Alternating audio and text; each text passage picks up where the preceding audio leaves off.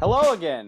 Yes, if you're watching this, you know what it means. It's time once again for another episode of Ask the Boys, presented by our good friends at Rico's Fantastic Nacho Cheese and Other Products. We are the video mailbag that brings you more of what you didn't ask for than anyone ever could. And keeping right in line with that, we got a whole new set of questions. I don't think there's any other way that I could start this week other than this question from Dylan. He says, since no one else is going to ask, how much Dogecoin do you currently have? Are you riding it to the moon with us? Look, somebody tweet me, DM me, email me, teach me how to invest, because if you're not following this ridiculous news with Reddit and the stock market and GameStop and Dogecoin, it's kind of taken over the internet this week, and it's done nothing but remind me that I'm poor as hell. Just absolutely scraping the bottom of the barrel here. So yeah, somebody teach me anything about this, because I want to invest. I want to fix that trend. You know what I'm saying? Like, does it matter? Dogecoin, can I use it in the public sphere? Can I trade it on like a investing app? How does that work? And are any of the investing apps even still working? Because it seemed like they were broken earlier in the week. I really have no idea what's going on. I can't stress to you enough how much of a stupid sports writer I am, and that's probably why I'm broke. Don't go into journalism, kids. It seems very fulfilling until that paycheck hits every other Friday. So somebody DM me. Yeah, I don't know what's going on. Look, I got a Doge right here. So I feel like I'm on my way. So I just need a shove in the right direction. And, maybe we can film Ask the Boys from like my own private yacht one day. That's the goal, Dylan. So help me out. I would be very appreciative. All right, back to stuff that I actually know about. Raul says, who's coming back from this trio?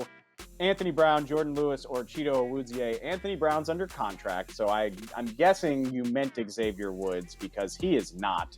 That trio that came in the 2017 draft, it's a good bet that not all of them are going to be back in 2021. If you're asking me who I can keep, I want Cheeto Awuzie on this team, provided the price is right. I think he doesn't get enough credit for how well he plays on the outside. The Cowboys have never taken advantage of it, but there is some safety flex there. Maybe with a new defensive coordinator coming in, you could do a little bit of shuffling. But it would be a load off my mind to know that you have a veteran who can play outside opposite of Trayvon Diggs if you don't get a better cornerback in the draft. So that's what I would like to do. Andrew Draper, in keeping with our favorite tradition here on Ask the Boys of just thinking like 19 steps ahead, he says, if the Cowboys went with Matt Stafford, would the locker room accept him? I think this is a very good question, because you have, people forget about that dynamic when you're talking about contract negotiations and trades and things like that.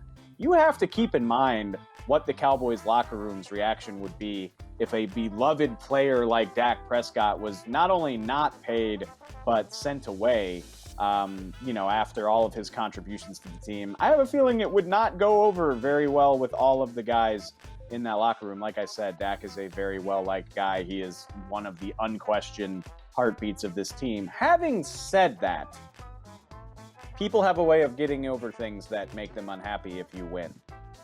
Winning cures everything in the NFL. You can think back to how Dak Prescott got his start. Would anybody have believed that a rookie taken in the 4th round could supplant a Pro Bowl quarterback like Tony Romo just like that? No. But then you win 8 games in a row and people start to say, maybe we shouldn't mess with something that ain't broke. If the Cowboys trade wins and losses that season, does Tony Romo lose his job? Absolutely not. But winning has a way of changing the way people feel about things. So I think it would be dicey at first if that were to happen. I think there would be some hurt feelings, but if Matthew Stafford shows up and helps the Cowboys win ball games, people will get over it. That's my final answer. I think it's a really underrated point, though. All right. I'm really excited about this one. Tim understands what we want here on Ask the Boys. Tim says, the NFL has a new rule where you must Frankenstein your 5 best players together to form one super player. What pieces of the current Cowboys roster are you taking, and which teams around the league would have equally as scary Frankensteins? I wish I could do an hour on this because it's worth it. Way to go, Tim. I mean, Tyron Smith has to be part of this Franken Cowboy no matter what. Like, between his hulking size, the ridiculous athleticism that he has for a guy his size, you know, the guy has to wear a knee brace on his frickin' arm because there isn't an arm brace big enough for it. So we're going with like Tyron's hulking size and athleticism. Give me Dak's arm. You know, Dak doesn't have the best arm in the NFL, but he's got the best arm on this roster. So we want that. So just imagine this howitzer offensive tackle arm that can chuck it 60 yards downfield. That's really fun. I want Trayvon Diggs's like athleticism and confident of movement, if that makes sense. The way that he can turn and react in space and play the ball. I mean, think about a guy Tyron's size that's as agile as Trayvon Diggs. That sounds absolutely amazing. That gives me 3. I think I want Amari Cooper's like calm, cool demeanor. Never loses his cool. Never, you know, the moment's never too big for him. Same guy day in, day out. You never have to worry about like volatility. I think that's really important. Oh, there's so many good places you could go with this. Like I could say Greg Zuerlein's leg just for the hell of it. No, but that's too goofy. Just add DeMarcus Lawrence's like strength and the violent way that he plays, and also his demeanor as well, like his just like let fly devil may care. I would say something more profane if I could, because that would be DeMarcus Lawrence's style. Throw him in there. Maybe give him Zeke's hair too. Give him Zeke's hair. All of that with Zeke's hair on top of it.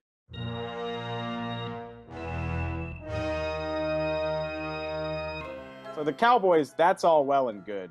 I don't care about anybody else on the Chiefs, but give me like Pat Mahomes' arm and quarterbacking ability with Tyreek Hill's speed. I don't think too many teams can mess with that. But how about the Washington football team? Like, what if, okay, remember like Power Rangers, like the Megazord, you know, when they all transform into the one monster guy? Imagine if all those Washington pass rushers just morphed into like one frickin' Cthulhu Kraken thing, you know, Jonathan Allen, Daron Payne, Ryan Kerrigan, Chase Young, Montez Sweat. I'm just imagining, you remember Goro from Mortal Kombat? I'm imagining Goro, like 4 arms, just no offensive tackle can withstand him.